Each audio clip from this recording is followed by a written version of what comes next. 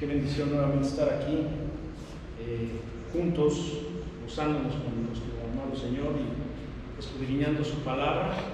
Y bueno, pues el día de hoy ya mencioné con mi hermano el mensaje. Vamos a iniciar con una oración, por favor. Padre bendito, cuántas gracias te damos por las bendiciones, Padre, que tú nos has dado en este día, Padre, porque nos podemos congregar, porque podemos, Padre, estar juntos, Padre, porque podemos tener esa libertad, Padre, disfrutar, Padre, de ese beneficio aquí en México, Padre, aún en las circunstancias complicadas que puede haber en nuestro país, Padre. Sabemos que hay muchos lugares en donde les es difícil, Padre, estar juntos, así es que no tenemos gratitud en nuestros corazones, Padre. Permite que este mensaje, que esta palabra sea de bendición para cada uno de mis hermanos, para mí mismo, Padre, para que, Padre, podamos ponerlo en práctica, podamos entender, Padre, también todo lo que tú nos quieres decir a través de este mensaje, Padre. Abre nuestros corazones, nuestro entendimiento, quita cualquier distractor, Padre, para que podamos, Padre, nosotros digerir lo que vamos a escuchar esta mañana. En el santo nombre de nuestro Señor Jesús. Amén. Amén. Amén. Y bueno,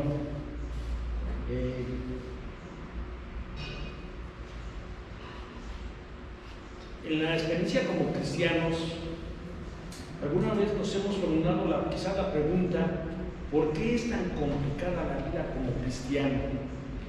¿Por qué la gente no entiende nuestra vida como creyentes? Si asimilamos y entendemos que cuando recibimos el reto y aceptamos a Cristo, adquirimos un compromiso y responsabilidad para vivir en fe, caminar sin cuestionar o dudar. Nos cultivamos leyendo la Biblia, nos congregamos en la iglesia para guardar reunión, nos preparamos tomando cursos, talleres, servimos y tratamos de ser disciplinados y obedecer los mandamientos del Señor para dar un buen testimonio a los demás. Pero a esto hay que sumar también, mis hermanos, que seremos puestos a prueba. Y tribulación, por supuesto, eventos de diferentes tipos hemos enfrentado y fuimos fortalecidos y seguimos aún en esa situación. Hemos recibido rechazo, quizás hemos recibido burlas, críticas. Ser cristiano provoca que muchas personas en todo tiempo nos sigan viendo como bichos raros, sobre todo hoy en la actualidad, por la devoción y el gran amor que le tenemos a Jesús, el Salvador del mundo. Pensando en el libro de Hebreos y la forma en que lo empieza, vemos que Cristo es el resplandor de la gloria de Dios, la imagen misma de Cristo que sostiene todas las cosas con la palabra de su poder. Cristo, después de hacernos perfectos para siempre mediante su ofrenda en la cruz, se ha sentado a la diestra del Padre, mostrando que la obra de purificación se ha completado totalmente, por lo que somos perfectos ante la corte divina. Ahora, exaltado y glorioso, está a la diestra de Dios intercediendo por nosotros, garantizando que un día llegaremos justamente a Él. Hermanos, dicho de otra forma, los cristianos que viven bajo la disciplina de Dios somos victoriosos, somos más que vencedores, viviendo en crisis. Así es que entonces, ¿por qué a veces las experiencias pueden causar tristeza o pueden causar dolor? ¿Por qué tenemos la sensación de sufrimiento? ¿Será que Satanás ha logrado frustrar los buenos planes de Dios? ¿Será que Dios desea prosperarnos, pero hay algo que lo sigue impidiendo, que no podamos lograr justamente esa situación? Si fuese así, sería muy desalentador pensar que sufrimos sin propósito, en contra de la voluntad de Dios. Pero no es así. Y la verdad es que lo que nos motiva a enfrentar precisamente el dolor y seguir adelante es saber y tener conciencia de que Dios tiene un plan, tiene un fin en todo lo que estamos sufriendo. El día de hoy vamos a ver en el libro de Hebreos, en el capítulo 12, justamente la razón por la que nuestra carrera cristiana a veces es difícil. Veamos cómo Dios en amor nos está disciplinando, que no nos permite alejarnos demasiado de Él, no nos abandona a nuestros pecados, sino que nos busca. Cierto es que antes Cristo nos ha purificado totalmente, nos ha perfeccionado. ¿Por qué necesitamos disciplina si ya fuimos limpiados por Dios? Ante la corte divina ya somos perfectos, justos y perdonados. Pero también es cierto que quizás por ahí quedó rezagado algún pendiente, algo en donde seguimos viviendo quizás en la carne. No somos perfectos ni santos, y ese es un gran problema, porque sin la santidad nadie verá al Señor. Por tal razón Dios nos disciplina y corrige para que participemos de su santidad y así poder vivir con Él toda la eternidad. Vamos a ver 3 acciones que nos ayudarán a perseverar en nuestra carrera cristiana a pesar del dolor que sufrimos. Una sería: debemos apreciar la razón de la disciplina, debemos recordar la meta de nuestra disciplina, y la tercera, debemos correr hasta la conclusión de la disciplina. Antes de iniciar, vamos a empezar tratando de aclarar algunas situaciones con relación entre la disciplina y el pecado.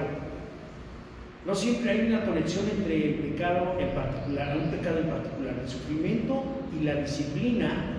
Eso lo hemos podido comprobar en diferentes textos de la Escritura. Tal vez el ejemplo más sobresaliente es Job, que sufrió mucho y sus amigos pensaban que ocultaba un pecado muy grave que no había confesado, lo cual no era cierto. También tenemos otro ejemplo en Juan 9, cuando los apóstoles ven a un ciego y le preguntan a Jesús entre 2 opciones: ¿quién pecó, este o sus padres, para que naciera ciego? La respuesta de Jesús fue contundente: no, sino para que Dios sea glorificado. Así es que si vemos que alguien está sufriendo, no es porque haya hecho algo grave y que Dios le esté disciplinando.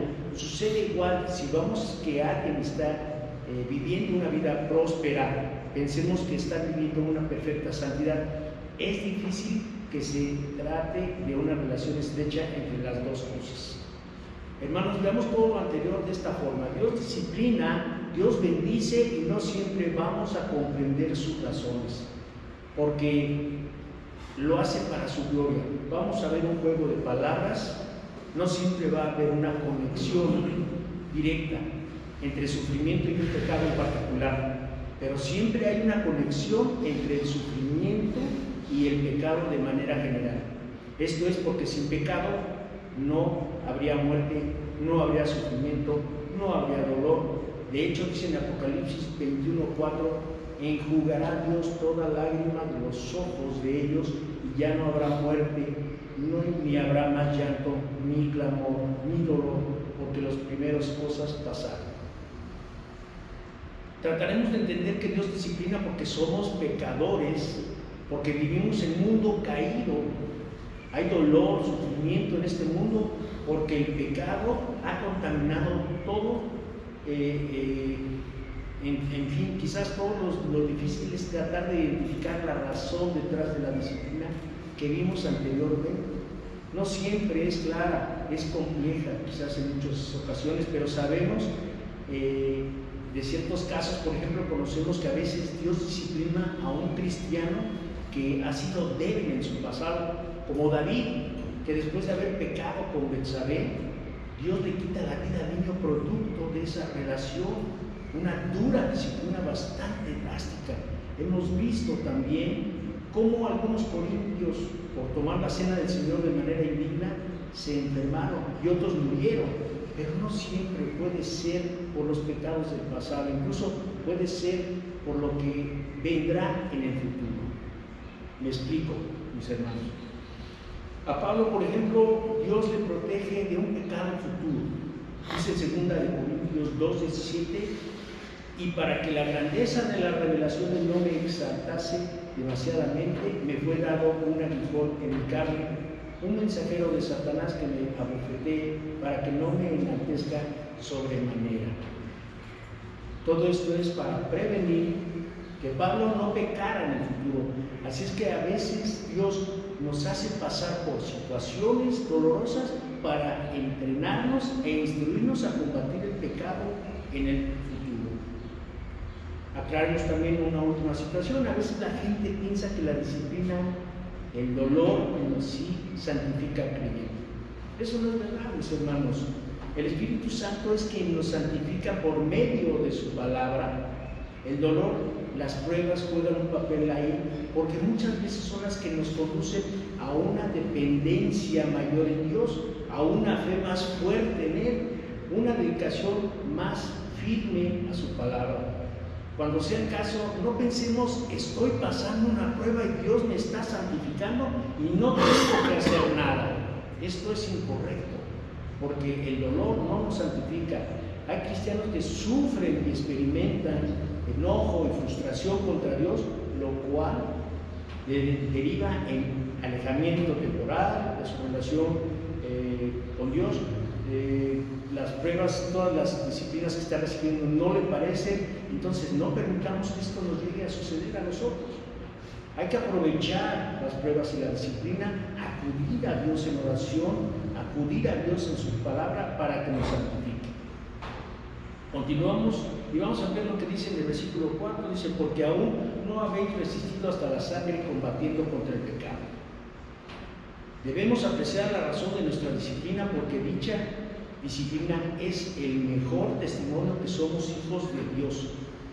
El autor inicia con un punto interesante, diciendo que aún no habían resistido combatiendo contra el pecado, habían sido perseguidos, hubo dolor, fueron encarcelados, fueron despojados de sus bienes, dice Hebreos 10:34, porque de los presos también os compadecisteis y el despojo de vuestros bienes sufristeis con gozo, sabiendo que tenéis en vosotros una mejor y perdurable herencia en los cielos. Pero aún después de esto no habían llegado a derramar su sangre, y esto nos indica dos cosas. Primero, que el autor había llegado a derramar su sangre, y esto nos indica también que en este libro está inspirado por el Espíritu Santo. Sabe que las cosas pronto se van a poner mucho peor, nos explica un poco del por qué el autor de Hebreos prepara tanto a su audiencia para enfrentar la persecución. Los hebreos estaban tambaleándose en su fe, necesitaban cobrar ánimo por lo que pronto iban a enfrentar. Hermanos, la vida cristiana es una lucha constante, un combate en contra del pecado. Esto nos va dando un contexto de hacia dónde va el autor, porque aunque somos nuevas criaturas, en nuestra vida espiritual moramos dentro de la carne caída, y todo nuestro ser, nuestro cerebro está contaminado. Dios nos ha ayudado a pelear y combatir contra el pecado, así es que nos disciplina, trae dolor en nuestras vidas a fin de apoyarnos en la santificación. El problema de todos estos versos es que los hebreos estaban pasando por aflicción y pensaban que Dios no les estaba ayudando porque no había prosperidad. Pero el autor de cierta manera los reprende y dice en el versículo 5: y habéis ya olvidado la exhortación que como hijos se os dirige, diciendo: hijo mío, no menosprecies la disciplina del Señor, ni desmayes cuando eres reprendido por Él. Hermanos, cada cristiano va a ser disciplinado. Esto es de esperarse. No debemos de minimizar, no debemos de tener en baja estima esa disciplina. No debemos de desanimarnos cuando Dios nos corrige.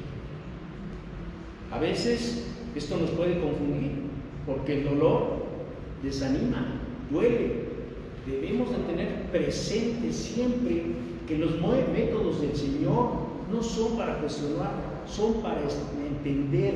Dice el versículo 6: porque el Señor al que ama disciplina y azota a todo el que recibe por hijo.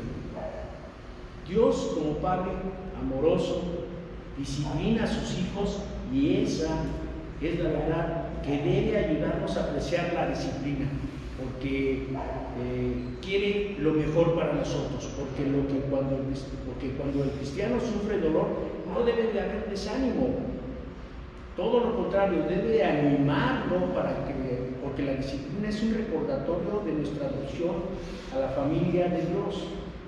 Cada vez que recibimos disciplina es es un recordatorio de que Dios es nuestro Padre, es una muestra del amor de Dios, porque no nos deja vivir en nuestra necesidad, sino que nos corrige.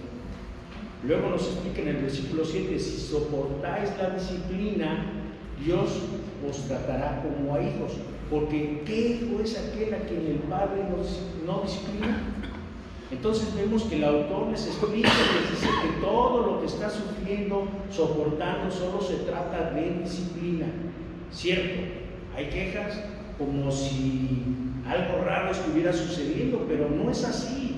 Dios nos está tratando como lo haría cualquier padre responsable de la educación de su hijo.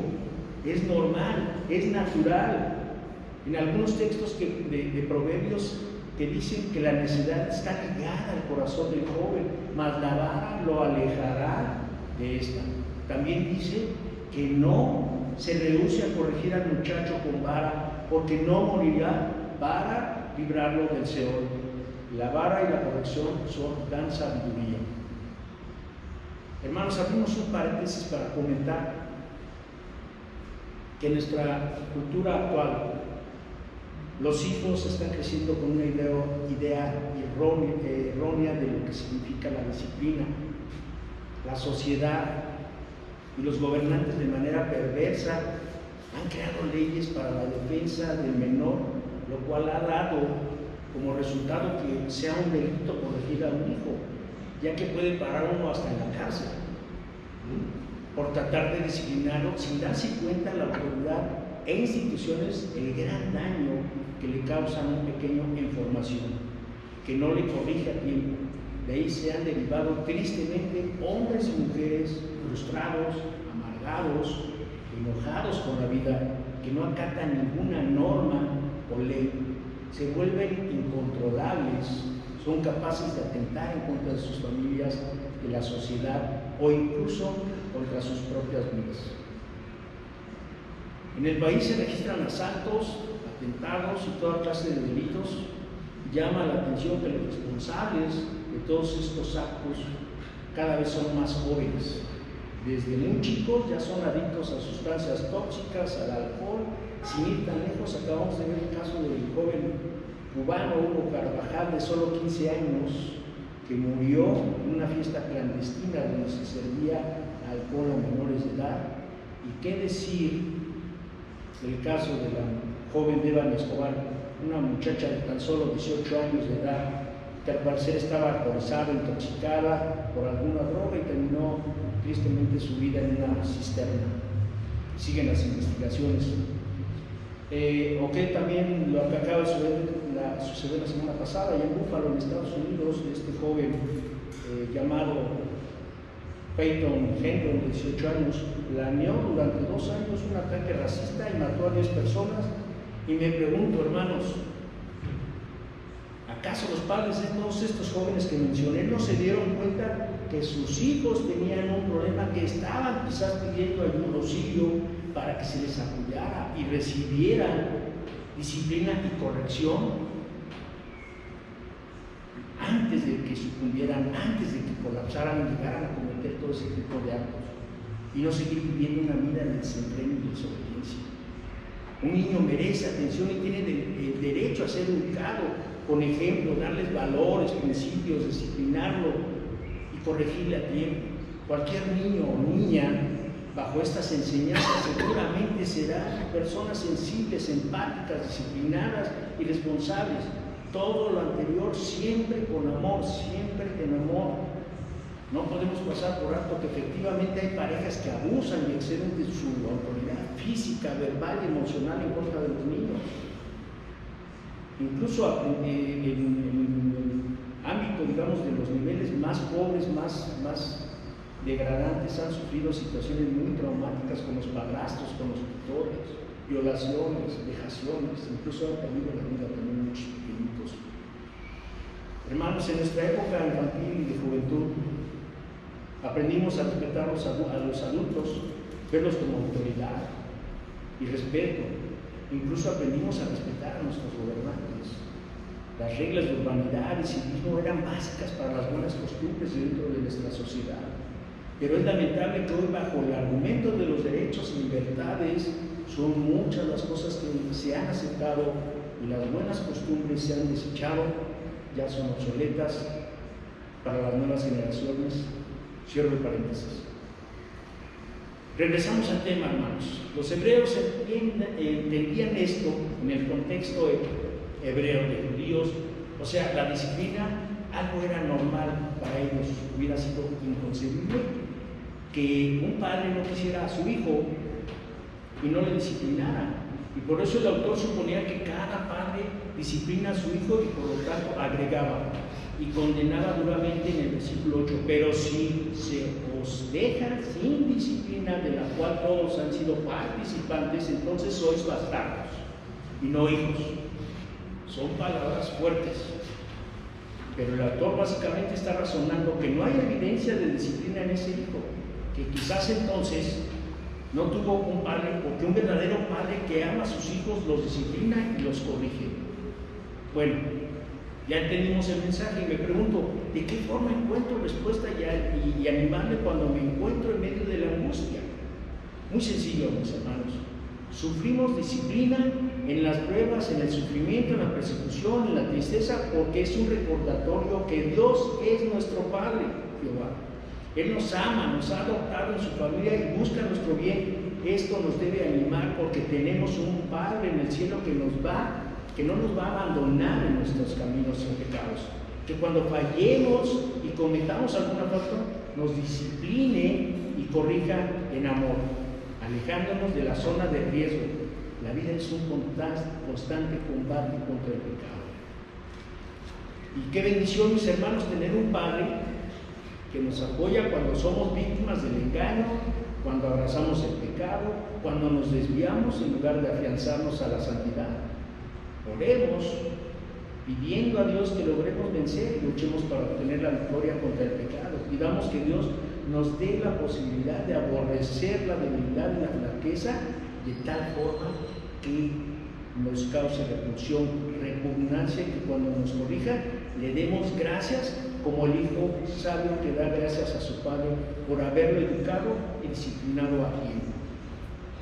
Ok, hermanos, entonces hay que apreciar la disciplina porque nos recuerda que Dios es nuestro Padre, pero surge una pregunta: ¿por qué es un gesto de amor que Dios la disciplina? ¿Por qué se gesta esta situación de disciplina en sus hijos? Tratemos de ver la meta, la razón y el fin de la disciplina, y es que Dios nos está perfeccionando. Vamos a verlo en el versículo 9 que dice: por otra parte tuvimos a nuestros padres terrenales que nos disciplinaban y los venerábamos. ¿Por qué no obedeceremos mucho mejor al Padre de los Espíritus y viviremos? Hagamos una remembranza y recordemos que nuestros padres terrenales nos amaron porque nos disciplinaron, nos corrigieron y le respetábamos. Es cierto, no fueron perfectos, quizás cometieron errores, pero aún así les damos las gracias porque seguramente muchos hicieron su mejor esfuerzo. No podemos juzgarlos, eso no nos corresponde a nosotros, eso le corresponde a Dios. Así que solamente debemos agradecer por lo que nos enseñaron. Muchos de los que estamos aquí el día de hoy, mis hermanos, ya pasamos por esa experiencia. Esperamos que nuestros hijos perdonen nuestras fallas, nuestros errores. Hicimos lo mejor que estuvo a nuestro alcance. Hay algunos hermanos que están en ese proceso con sus hijos ya pequeños y deseo que logren disciplinar y corregir a sus hijos en el amor del Señor. Cuando vemos hombres y mujeres triunfadores, podemos pensar que detrás de estos hubo padres que ejercieron disciplina y corrección en ellos. Sucede igual cuando vemos a un cristiano sirviendo en la obra del Señor, siendo sal y luz, dando un buen testimonio de la disciplina y corrección de Dios en su vida. Los padres terrenales pueden tener aciertos y errores y los amamos y veneramos. El Padre Celestial es perfecto y no comete errores. A Él sea dada la gloria y la honra, mis hermanos. Le amamos y le veneramos de una forma especial. Y el texto pregunta: ¿por qué no obedecemos mucho mejor al Padre de los Espíritus y viviremos? viviremos. Es un reto para sujetarnos a Él, para mejorar y perfeccionar nuestra obediencia. Y se afirma algo muy interesante: viviremos. Explicando de forma muy sencilla, solo viviremos si nos sujetamos a nuestro Padre Celestial. Hermanos, el libro de Hebreos siempre presenta la constancia como un requisito del cristiano para la vida eterna. Nadie llega al cielo si no persevera. Al final es nuestra responsabilidad sujetarnos al Padre para poder vivir. No obstante, puede haber confusión si pensamos que la perseverancia depende de nosotros. La Escritura menciona que no. Dios dice que Él nos perseverará en su gracia, y que el Espíritu Santo garantiza nuestra futura atención, de que Jesucristo nos guarda para el día final. Cada hijo de Dios persiste, ya que al final Dios le ampara en su gracia, y uno de los medios que Dios usa es precisamente la disciplina, y la recibe por madurez. Hay hombres necios que cuando reciben la disciplina se quejan, se lamentan y reniegan en contra de la disciplina, porque no ven el provecho que genera en sus vidas recibir justamente la corrección, para no volver a cometer los mismos errores. Vamos a continuar en el versículo 10, que dice: y aquellos ciertamente por pocos días nos disciplinaban como a ellos les parecía, pero para los que no es provechoso, para que participemos de su santidad. ¿Qué promesa, mis hermanos? Ya hablamos sobre el respeto a nuestros padres terrenales, aun cuando ellos nos disciplinaron como creyeron que era mejor. Nosotros hoy tratamos de estar pendientes y tratamos de que nuestros hijos no desobedezcan, pero si antes no les habíamos prevenido al respecto, quizás ellos no lo consideraban o consideren como una falta. Entonces tendríamos que considerar si es justo darle un castigo. Dicho de otra forma, si no prevenimos a nuestros hijos sobre lo que deberían de ser corregidos, si no les apercibimos al respecto, a veces hubieran tenido que pedir perdón a nuestros hijos. Nosotros tendríamos que pedir perdón a nuestros hijos porque nuestras fallas, porque nosotros fuimos los que fallamos. Como padres, tratamos de hacer nuestro mejor papel en la familia, pero la garantía solo se basa en la sabiduría de Dios. Con Dios no es así. Cada vez que Dios nos disciplina es provechoso. Él no adjudica ningún dolor que no sea para nuestro beneficio. Cada vez que Él disciplina lo hace con el fin de que participemos de su santidad. Y la verdad es algo que puede sentir un confort y tranquilidad que nos da cuando pasamos por situaciones dolorosas. Él tiene un buen propósito, Él me está haciendo más a la imagen de Dios y Él quiere que compartamos nuestra santidad con los demás. Ahora, mis hermanos, ¿por qué Dios nos quiere ver santos? Veamos el contexto de estos pasajes, hacia dónde nos lleva el autor cuando dice que sin santidad nadie verá al Señor. Pensando en el contexto de Hebreos, cuando los judíos en el Antiguo Testamento, como se regían en el Antiguo Pacto, pues estaban separados de Dios. Él quiso morar dentro de su pueblo, pero no pudo, porque hubo separación, porque el pueblo de Dios no era santo. Entonces Dios nos disciplina para que participemos de su santidad, porque en el momento que compartimos la santidad de Dios podremos estar en su presencia, verle en toda su gloria, por lo que Él ha hecho por nosotros. Dios nos ama, quiere lo mejor para nosotros. Es maravilloso pensar en esto, que la disciplina siempre es para nuestro beneficio. Pablo dice que es para que no seamos condenados con el mundo. Él quiere vernos junto a Él en el cielo. Así es que cuando estemos en prueba, pensemos que Dios lo hace para transformarnos a su imagen y santidad, lo cual no es efímero como las cosas del mundo, es para la eternidad. Realmente vale la pena. Santiago 1, 2, 4 dice: hermanos míos, tened por sumo gozo cuando halléis en diversas pruebas, sabiendo que la prueba de vuestra fe produce paciencia, mas tenga la paciencia su obra completa, para que seáis perfectos y cabales, sin que os falte cosa alguna. No se trata de masoquismo, mis hermanos, se trata de la capacidad que Dios nos da para poder sentir eso, para poder sentir el gozo y no sentir el dolor en las pruebas, y el efecto que produce en nosotros. Como dije antes, el dolor es temporal, pero el gozo con el Señor es eterno allá en el cielo. Seguimos en el texto 11 que dice, veamos este texto que dice: es verdad que ninguna disciplina presente parece ser causa de gozo, sino de tristeza, pero después da fruto apacible de justicia a los que en ella han sido ejercitados. La disciplina duele, nadie quiere pasar por ese proceso. Si pensamos cómo se practica en nuestros días, podemos detectar cuál es el problema de la sociedad actual y por qué no funciona. Ejemplo, cuando se le da la orden a un niño y no obedece, no sucede nada porque no hay castigo, no hay consecuencias sobre la desobediencia. Pero si a este pequeño se le corrige, va a experimentar dolor. Así es que para la próxima ocasión lo pensará 2 veces y seguramente va a obedecer para la próxima ocasión. Pasemos al plano legal.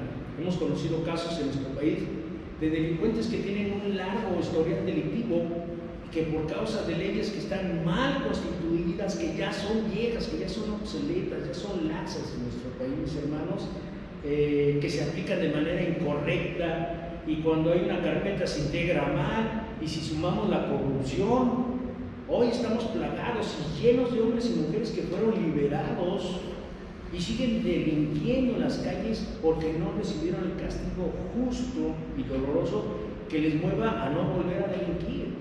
Entran una vez, salen otra vez, vuelven a entrar, vuelven a salir. Es como un juego todo esto, mis hermanos. Entonces estos hombres no conocen lo que es la disciplina, no saben lo que es la corrección. Una disciplina que no duele, que no da tristeza o causa dolor, no funciona. Porque nosotros que hemos sido disciplinados por Dios, lo sabemos y duele. Pero lo importante es que no nos concentremos en el dolor, sino en lo que va a producir esa corrección, que dará fruto, un fruto apacible, un fruto agradable a Dios, y ese fruto es justicia. Así es que después de ser entrenados, ejercitados por la disciplina, estamos en posibilidad de participar de la santidad de Dios, y ya no vamos a pecar porque vamos a hacer lo correcto, es lo justo. Pero a veces esa obra de santificación no está completa todavía, porque no siempre actuamos con justicia, pero Dios nos está ayudando, porque mientras más llenos de su santidad estemos, más justicia practicamos. Después de todo lo anterior, hermanos, cuando experimentamos dolor, pasamos por prueba, sufrimiento y somos corregidos, provoca que practiquemos la justicia. Entonces es necesario dar gracias a Dios, porque después habrá frutos, salimos más fortalecidos y evidentemente seguimos cerca de Dios santificados. Hablando metafóricamente, somos como piedras que Dios va esculpiendo a la imagen llena de justicia, llena de misericordia, llena de amor, de paz, de benignidad, de paciencia. Cuando Dios saca su martillo y su cincel, mis hermanos, y golpea una parte pecaminosa de nosotros, cada golpe que da duele muchísimo. Aquellos que aguantan, que soportan verdaderamente, aman a Dios y están dispuestos, a pesar del dolor de cada golpe, a agradecer a Dios por su ayuda, porque quieren parecerse más a Él, ser santificados. Esto es lo que más debe anhelar el cristiano en la vida. Vale la pena, hermanos.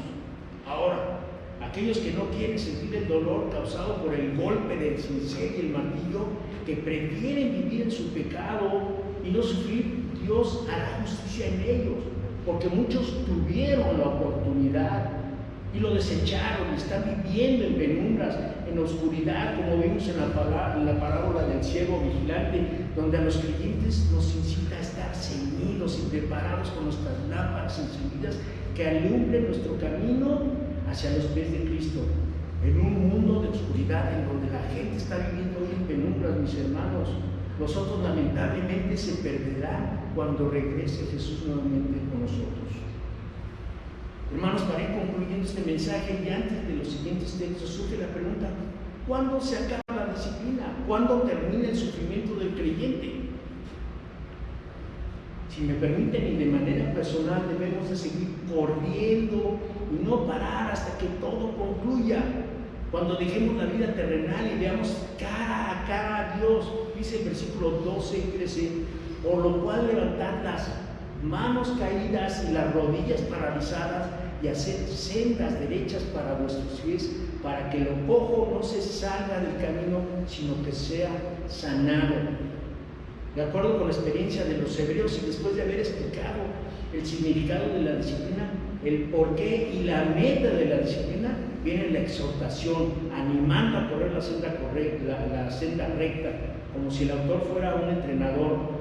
Les anima a que le superen después de todas las razones expuestas para ser fortalecidos en el Señor y deshacerse del desánimo. Así que ahora es el tiempo de hacerlo, las manos y rodillas levantadas, los pies enderezados, hablar de la disposición para trabajar y moverse por el Señor.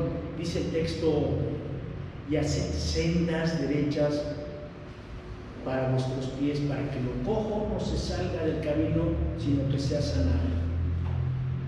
¿Acaso tenemos que andar en caminos derechos para que los creyentes más débiles sigan nuestras pisadas? ¿O tendremos que andar por caminos rectos para que no nos acostumbremos a andar cojeando a través de la vida? Lamento decir que hoy hay muchos creyentes viciados que se quejan y critican y no son testigos en absoluto para Dios, y sin embargo proyectan una imagen de creyentes piadosos. Finalmente el verso 14 dice: seguid la paz con todos y la santidad, sin la cual nadie verá al Señor. En este texto nos exhorta a tener un buen ánimo, buscar la paz en todo, es decir, con todos los que nos permitan estar en paz. Con ellos, hermanos, aunque nos duela reconocerlo, hay personas que simplemente no les gusta vivir en paz. Hablando de los cristianos, es de real importancia hacer lo necesario para estar en paz con ellos. Y tal como dice en Romanos 12:18, si es posible, en cuanto dependa de vosotros, estad en paz con todos los hombres. Al igual que muchos somos participantes de esta carrera en la vida cristiana. Luego dice en el texto que procuraremos vivir en santidad. La santidad solo podemos obtenerla por la justicia de Jesús. Dice Romanos 5:1, justificados pues por la fe tenemos paz para con Dios por medio de nuestro Señor Jesucristo. Así es que si tenemos alguna santidad es porque Dios ha hecho a Cristo nuestra justicia. Él es nuestra justicia. Si yo quiero la presencia de Dios, será porque Cristo murió por mí. Esta idea es atractiva, nos impulsa a desear salir y correr la carrera cristiana hasta cumplir los objetivos de Dios y cruzar la meta. Finalizo, mis hermanos, exhortándoles a que no desperdiciemos la disciplina del Señor. Veamos siempre el lado positivo de lo que Dios nos quiere decir por medio de la prueba. La disciplina de Dios es amorosa, es una herramienta de corrección y debemos de recibirla con gratitud. Los grandes corredores del mundo se preparan para ganar. Sería descabellado pensar que se entrenan para competir y perder una competencia. De la misma forma, Dios nos entrena para competir y correr, tener una buena preparación espiritual. Nos dará paciencia para obtener la victoria ante las adversidades que vamos a enfrentar en la vida hasta llegar a la meta final, que es justamente la vida eterna. Oramos. Padre bendito, cuántas gracias te damos por esta enseñanza que tú nos das, Padre, hablando sobre la disciplina, sobre la corrección, Padre, que hemos recibido, Padre, porque no es nuevo para nosotros. Hemos estado en prueba, hemos estado en tribulaciones, hay retos importantes en nuestra vida, Padre. Y queremos, Padre, que tú nos permitas, Padre, seguir corriendo, seguir hacia la meta, Padre. Ciertamente vamos a padecer por diferentes circunstancias, Padre, y yo te pido que en todo momento, Padre, podamos nosotros reponernos en el camino y seguir corriendo, Padre. Gracias te damos porque la primera enseñanza me la dejas a mi Padre. Espero que este mensaje sea para cada uno de mis hermanos de bendición en sus vidas, Padre. Que les sirva, Padre, para su vida espiritual. En el santo nombre del Señor Jesús te damos gracias. Amén. Amén, hermanos. Gracias.